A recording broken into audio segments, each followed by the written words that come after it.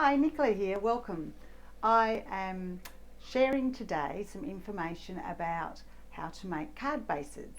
So I'm going to teach you how to do imperial and metric ones. Sometimes it's just more beneficial and more cost effective to make your own. Of course, where you live and what supplies are available to you is also a deciding factor. So where I am, most of the shops that I can go to, well, this one here is from Spotlight. So you can see that this measurement is 21 by 29.7. So I always just round that up to 30. So that's 220 GSM. This one here is from Officeworks. This one here is from Spotlight as well, and that one's 185 GSM. So anything from 105 to 220 I find is good for cards. And the other factor is the size of your dies. So here I have a metric one and an imperial one. So you can see that the metric one is usually narrower and longer. And the same goes for my other thin cuts, or the edging ones, or the matte ones, whichever one you want to call it. So I had to have both. The envelopes are different as well. So A4 is our standard size, and then the one that is half of that is A5. So I'm just taking this one out, and that should fit exactly on the A4 piece twice. I'm not sure how easy that is to see with the white card. So let's talk about the tools we'll need to make our cards.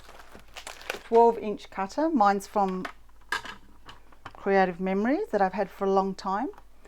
I also have another older cutter that has a scoring blade in it, and this one lifts up this way, so I decided to make this my permanent folder. And then I also have a bone folder. So what I'll do is I will take my A4 piece of paper, which is the bottom one that was longer. I'm going to cut that in half, so that's going to be 15 centimetres. So this is just for a standard portrait card. Fold that in half, and now I have this piece which will match exactly the same to this A5 piece. Yep.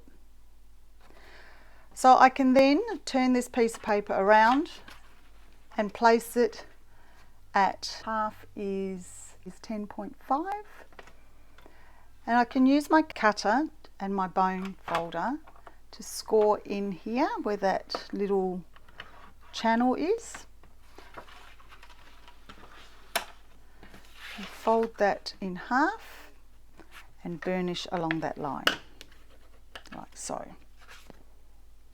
Or alternatively, because I have this tool available to me, I've marked with a piece of tape and pencil on my piece of equipment that halfway, and I just score very lightly. You can see it puts a line in there, and then I just fold it in half again, making sure the edges are nice and straight, and then burnish with my bone folder.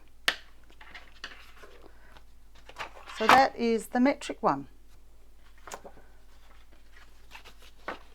I guess the expense would be replacing your cutting blades. If you had the A5, you only need to fold it in half. Alternatively, we then have the imperial one.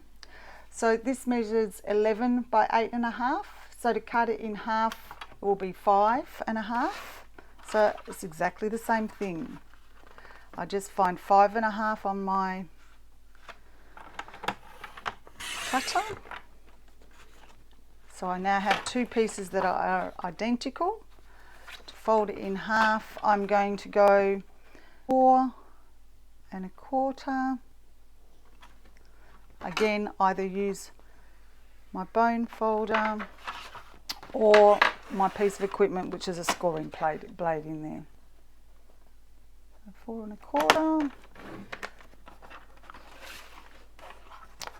And both of these we're going to burnish along that line.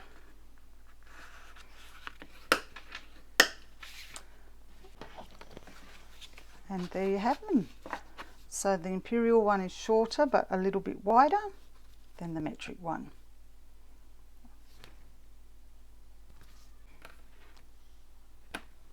So when we compare the metric, which is the one on the left, to the imperial, which is the one on the right, if you wanted to cut a mat out, you can see that they fit in there. I'm just trying to get the same sort of size so you've got the same effect.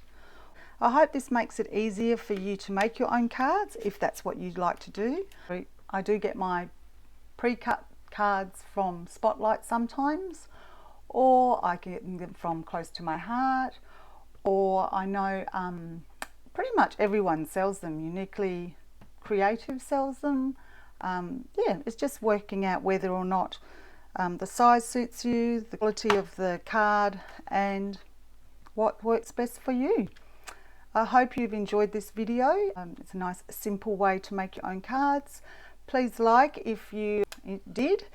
If it's your first time here, please don't forget to subscribe and press the bell button to get further notifications. Thank you again. Take care.